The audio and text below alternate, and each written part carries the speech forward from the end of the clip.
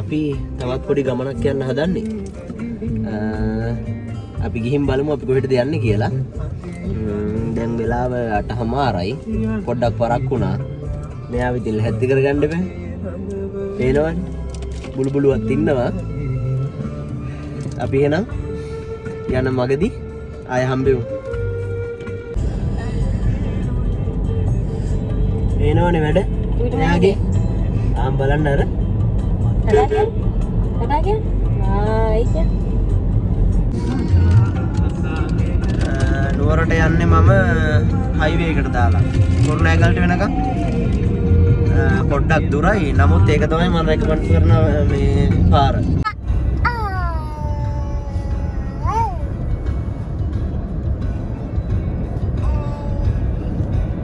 අපි දැන් මේ හයිවේ එකේ යන ගමන් ඉන්නේ. අපි යන්නේ නුවරට. කුරුණෑගලට ගිහින් කුරුණෑගලින් කටුගස්තර පාරේ තමයි අපි යන්නේ. අපි ගිහින් බලමු කොහෙටද යන්නේ කියලා.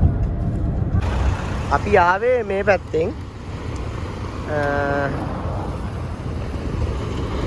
එතකොට මේ පැත්ත පාර මහියංගනයට යන පාර. අර පාර රිකිල්ලගස්කර පාර. මේ ඒ පාරෙන් තමයි අපි දැන් යන දිහාට යන්නේ. මේ පාරෙන් මහියංගනයට කිලෝමීටර් 70ක් තියෙනවා. එතකොට අර පාර තමයි අපිට යන්න තියෙන්නේ. අපි ආවේ මෙන්න මේ පැත්තෙන්. මේ යන්නේ මහවැලි ගඟ. මාර්ග සංවර්ධන අධිකාරිය මධ්‍යම පළාත මහනුවර දිස්ත්‍රික්කය කොට්ටාස මායිම මහවැලි ගඟ.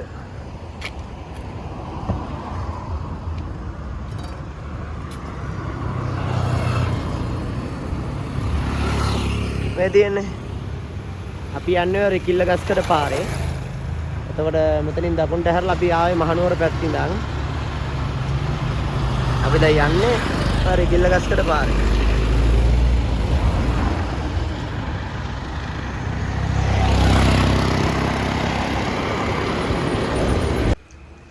අපි ආවේ මෙන්න මේ පැත්තෙන්. ඇවිල්ලා අපි අපි ආවේ මෙන්න මේ පැත්තෙන්. ඊට පස්සේ අපි දැන් යන්නේ මේ පැත්තට. රිකිල්ලගස්කර පාර මේක. මම මෙතනින් නතර වුණේ ඔයගොල්ලන්ට පෙන්වන්න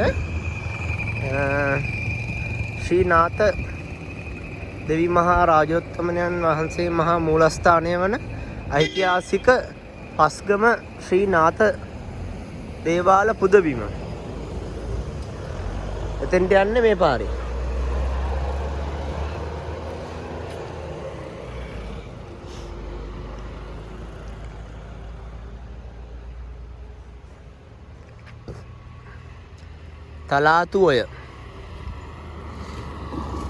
තලාතුඔය මාර්ගය තමයි මේ. තලාතුඔය මෙතනින් යනවා. මේ පාලමක් වෙන්නේ. එතනින් යන ඔය තමයි තලාතුඔය කියන්නේ. අපි යන්නේ දැන් මේ පැත්තට.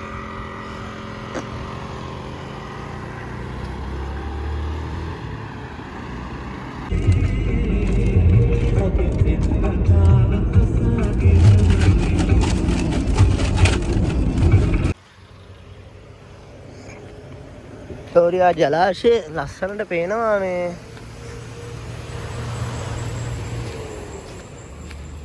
එතන ගස් ටිකත් එක්ක මාරම් view එකක් තියෙන්නේ.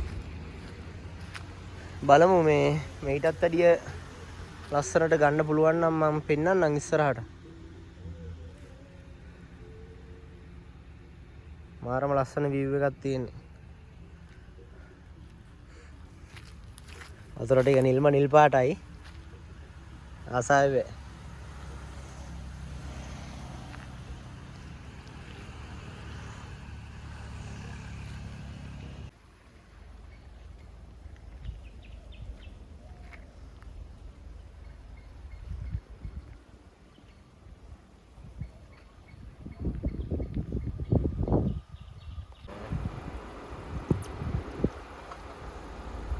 අපි දැන් මේ ඉන්නේ හඟුරන්කත මේ ටවුන් එකේ.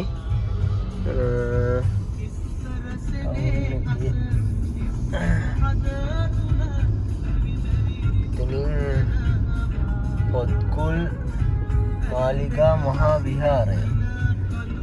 මේකටත් ගිහින් තමයි අපි යන්නේ.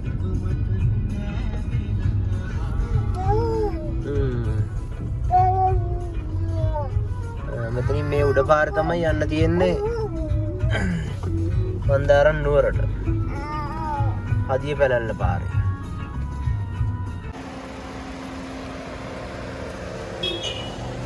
අඟුරන්කෙත මාලිගා විහාරය, පොතුගල් මහා විහාරය.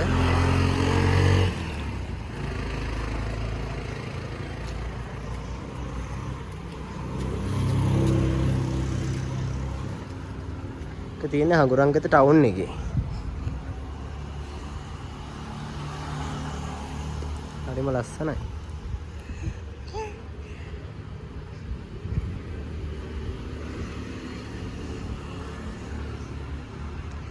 මාරම ලස්සන කඳුපන්ති ටිකක් පේනවා. ඉතින් බුදුගේ ලස්සනයි කිව්වා අපි ගිහින් බලමු බලන්න.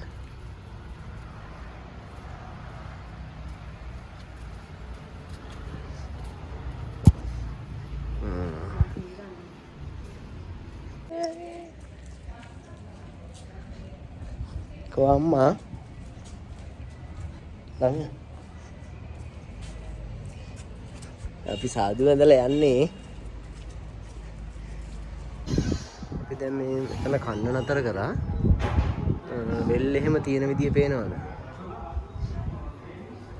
මාරම වීව් එකක් තියෙන්නේ. අයියනේ නේ.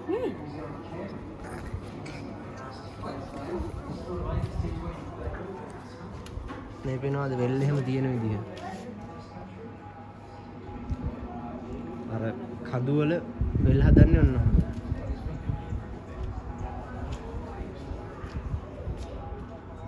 කඳු ප්‍රදේශවල ඒකට කියන්නේ හෙල්මලු ක්‍රමයට කියලා තමයි මම දන්න විදියට නම්.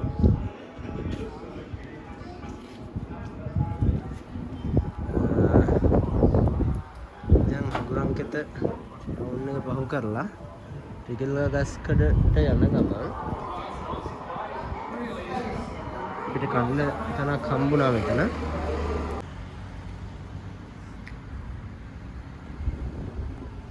තියෙන තැන අපි දැන් කෑම කන්න යන්නේ.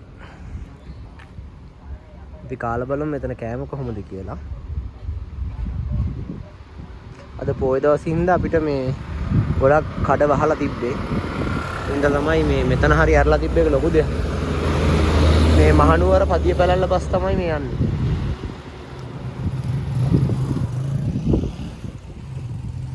මෙහෙම දැක්ක දේවල් තමයි දැන් මං ඉන්නේ පදිය පැලැල්ලේ. පදිය පැලැල්ලට යන ගමන් මෙකෙල්ල ගස්කඩ ඉඳන්. එතකොට මේ මෙහි අය මිනිස්සු නාන්නේ එහෙම මේ පීල්ලෙන්. පීලි වලින් තමයි නාන්නේ. තව තමයි මේ දැන් අර හෙල්මලු ක්‍රමයට හැමතැනම මේ ගොයම්, ලීක්ස්, ලුණු කොළ නගා කරලා තිබ්බා. ටිකක් වංගු තියෙන පාරක් තමයි තියෙන්නේ. නමුත් මාරම සුන්දරයි මේ පාර. ඈතින් ලොකු කඳු ටිකක් පේනවා. දැන් අපි සෑහෙන උඩින් වගේ ඉන්නවා වගේ තමයි දැනෙන්නේ. පරිසරය සීතලයි.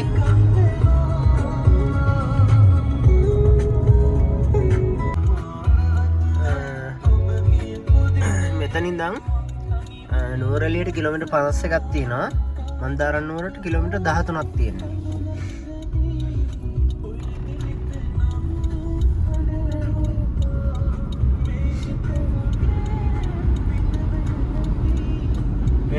අපි මේ ගමනේ මන්දාරම් නුවර පළවෙනිම ලියැල්ල හම්බෙන්නේ අපිට මේක.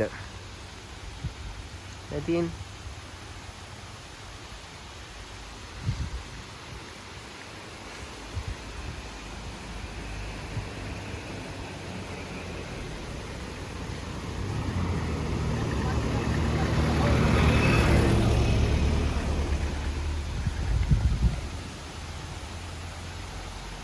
ෂෝක් වතුර ටික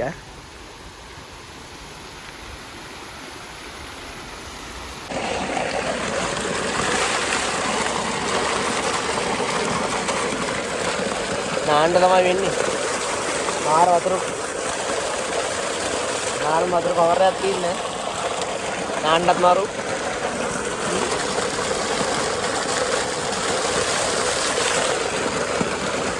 ගොන්නත් හොඳයි ඈ. හොඳටම අර දියැලෙන් උඩ දියැලෙන් වැටෙන වතුරනේ.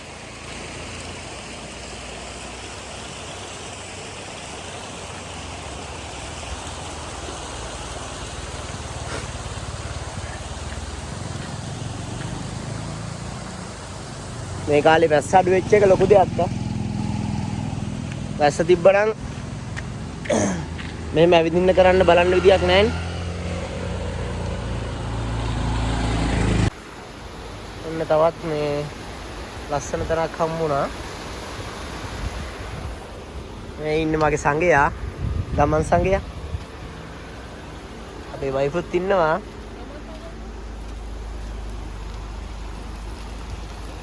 ලස්සන පුංචි දියඇලි පිරුණු ගමක් තමයි.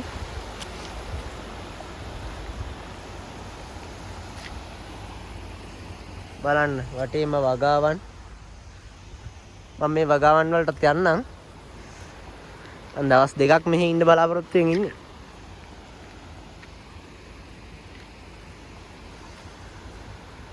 මාර අමුතුම කූල් එකක් තියෙන්නේ. තියෙන්නේ කදුපන්ති ටික.